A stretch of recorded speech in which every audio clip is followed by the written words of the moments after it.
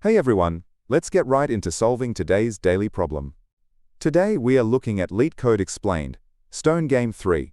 Before we begin, if anything seems confusing while you watch, please pause and ask a question down in the comments. I read them all and I will definitely respond to help you out. Here is the problem page. It's a bit long and complicated, so let me break down the actual rules for you step by step. We start with a row of stones and every single stone has a point value attached to it. They can be positive or negative. The game is played by Alice and Bob. Alice always takes the very first turn. On your turn, you are allowed to take exactly 1, 2, or 3 stones. But you have to take them right from the front of the line. You can't skip around. Every time you take stones, you add their values to your score. The goal is simply to have the highest score when all the stones are gone. The trickiest part of these problems is that both Alice and Bob are geniuses. They will always make the absolute best move possible for themselves. Let's look at an example. Imagine our row of stones has the values 1, 2, 3, and 7. It's Alice's turn first. She looks at the front and sees she has 3 choices. She can grab just the 1, or the 1 and 2, or the 1, 2, and 3. Let's say she's greedy and takes the first 3 stones to get a quick 6 points. Now it's Bob's turn. Because Alice took the first 3, only the 7 is left at the end of the line. Bob takes the 7. His score is 7, Alice's is 6, so Bob wins. And because both play perfectly, Alice will quickly realize she is going to lose this game no matter what she does. Just a quick heads up, as always we will walk through the logic using Python, but if you use Java, C++, or JavaScript, I have the full code for you at the end of the video. To solve this efficiently, we are going to use dynamic programming. But we need a specific strategy. The secret to these types of two-player games is that we don't actually care about our total points, we care about our relative score. Relative score simply means the points I get on this turn, minus whatever points my opponent is going to get on all the future turns. To figure out what our opponent will get in the future, we have to solve the game backwards. We start our logic at the very last stone. At any given spot in the line, a player will simulate their 3 choices. For each choice, they calculate the points they just grabbed, and subtract the best possible relative score the other player can get from the remaining stones. After calculating all 3 choices, the player just picks the one that gives them the highest relative score. Here is the full Python code. Let's break this down into smaller pieces so it's easy to understand. First, we find the total number of stones. Then we create a list called DP. This list will store the best relative score starting from any given stone. We add an extra 0 at the end to represent the score when no stones are left. Next, we loop backwards through our stones, starting from the last one. We set our initial answer for this spot to -infinity, which just means we are starting with the worst possible score before we test our choices. Here is choice 1. We take just the current stone. Our score is that stone's value, minus the best score the opponent can get from the very next position. We keep whichever is higher, our old answer or this new one. Choice 2 is taking 2 stones. We first make sure there are actually 2 stones left to take. If there are, we add both their values together and subtract the opponent's score from 2 steps ahead.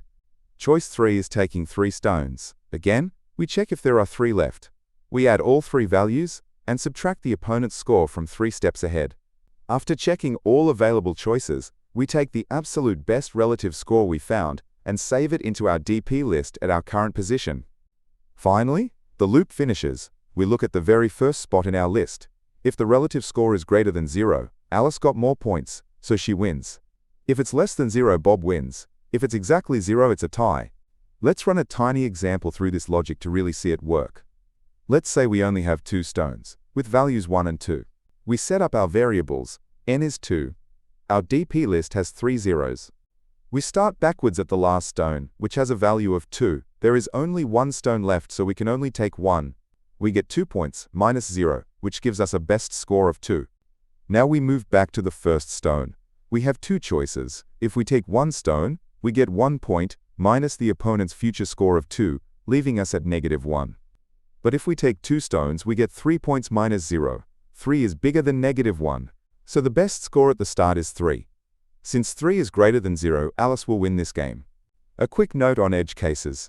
What if every stone has a negative point value? Great thing about using relative scores is that the math handles this perfectly. Subtracting a large negative score from the opponent actually increases our relative score, which perfectly models forcing the opponent to take bad stones.